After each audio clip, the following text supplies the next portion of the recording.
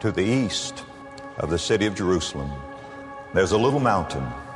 It's called the Mount of Olives. It's about 300 feet above the city of Jerusalem, a limestone ridge. It's about a mile in length. It's about 2,700 feet above sea level.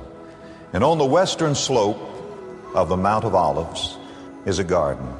If you go to Israel today, you can visit that garden. And in that garden, there's some beautiful shrubs, primarily olive trees. As a matter of fact, 8 ancient olive trees stand there. Some believe that they go back to the time of Christ.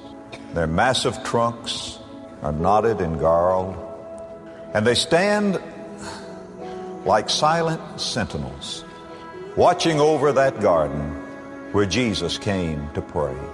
We believe that it is the exact spot. Tradition all the way back to the 2nd century says this is the place where Jesus came to pray.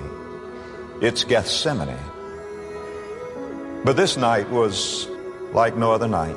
Jesus had been up on Mount Zion. There in an upper room, he had the Last Supper with his disciples.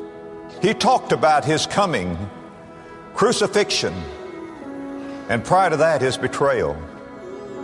You know, when the Lord Jesus began his ministry, when he was performing miracles, when he was feeding the multitudes, opening blinded eyes, healing withered limbs, oh, how the crowds followed him. Oh, they loved the miracles that he did. But when Jesus Christ began to speak to them of deeper eternal verities and full surrender to his lordship, they began to leave him. As a matter of fact, they left in droves. And the Lord Jesus had to turn to his disciples and say, will you also go away? And for multitudes now, he just has 12. But now one of the 12 has left. Judas has gone to betray him. Now he only has 11. But out of that 11, he chooses a trinity of disciples to come and watch and pray with him. Now he has 3, but those 3 fail him. They're asleep. And in the most critical hour, when he needed that companionship, they failed him. And I say again, this got to me today. I believe this is the most critical hour in history, and the church is playing games. Can you see him there in Gethsemane? No visible audience, the disciples away there sleeping, demons looking on, angels looking on, the Father looking on. What does he say? Father, if it be possible, may this cup pass away from me. But if I drink it, then thy will be done. What was in that cup? And going down the street one day, it was 5 minutes of 5, I remember, and as I went past the door of this very humble kind of place, this lady put her head out and said, I know who you are, you're the pastor at the tabernacle. I said, that's right. I've been to the tabernacle. I usually sit at the back. I'm very poor, and I can't have anything to put in your offering. I said, all right. And she said, you come in my house and have a cup of tea. I said, no, I'm sorry, it's 5 minutes of 5, and I'm due for tea, as we say in England, or supper at 5 o'clock. No, that's not the reason. That's not the reason. You won't be coming because I'm poor. And it isn't a nice house like some of your folk are. I'll come in. I went in. Kind of a house you go in and hold your nose as you go in enough. I've been in some pigsties of a house, but never one like that, I'll tell you that. I sat down at the table, and there was just about this much space to get from the front door, and it was all stacked up with books. She bought them at a junk shop down the road. She'd read thousands of them. The table was full. And there's a little space at the sink, and then there was a big sink. It was piled up with dishes. She hadn't had a washing up of dishes, I'm sure, for months. And there's a nice piece of bacon, and it was all green and moldy, you know. A real appetizing kind of thing. What do you call that stuff you get off mold? Penicillin. She'd $50 worth of penicillin on that thing, I'm sure. And she didn't even know. She said, you do drink tea? I said, yes. She said, all right. And she had a teapot that had been white once, and it was all messed up on the outside, and she reached in the sink and took a cup out that was all slimy on the outside, and as I looked in, it had tea leaves and some corruption in the bottom. And she just took that black tea and she poured it in that cup. And she said, "Do you take cream?" I said, "Yes, I do." She said, "I don't have any." "Do you take sugar?" "Yeah, I don't have any."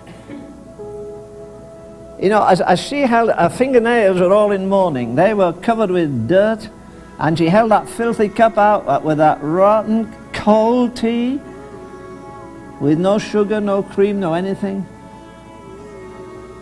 And I looked at it, and I guess I shrunk off from it, you know, and she said, "Drink it!"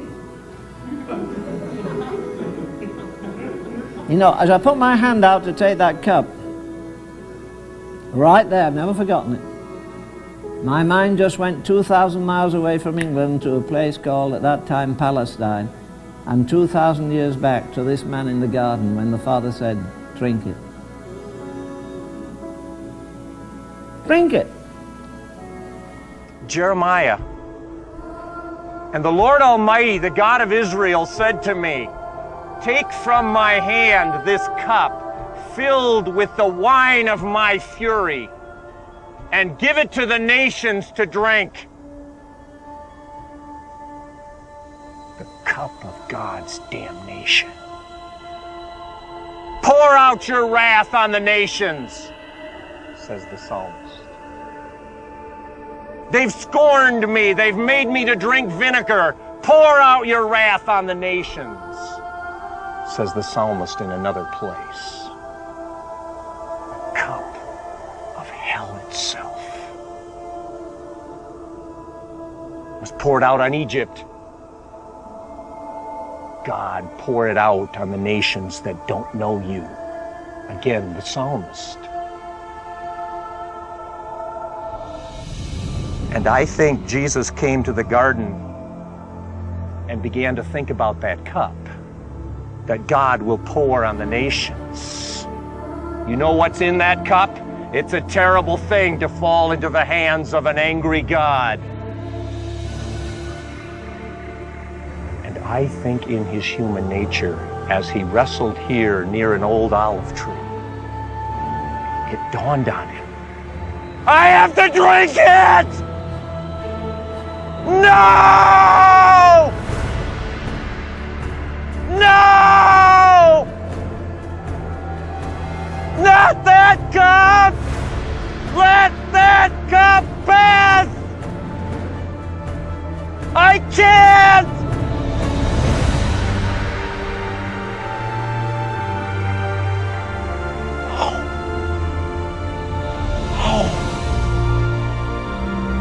Oh! But if you want me to, I will.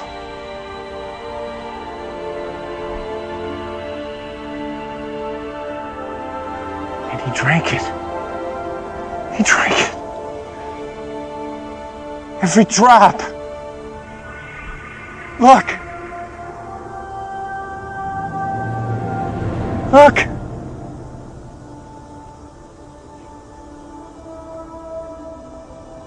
It's empty. My God, why have you forsaken me? He would cry, it is finished! Is that the last swallow?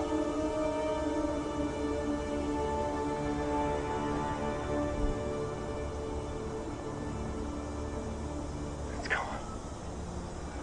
It was for me.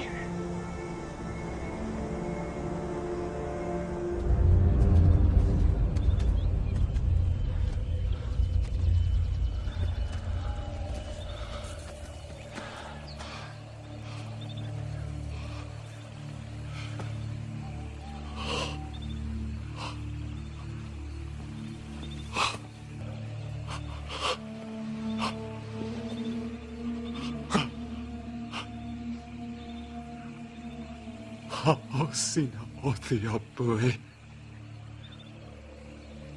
Kuma. Bezrati.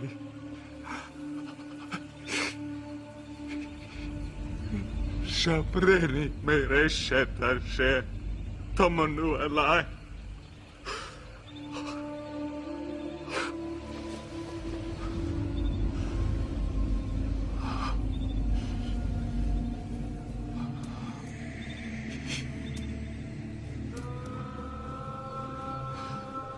Braksaye nafshi Adonai. Braksiti.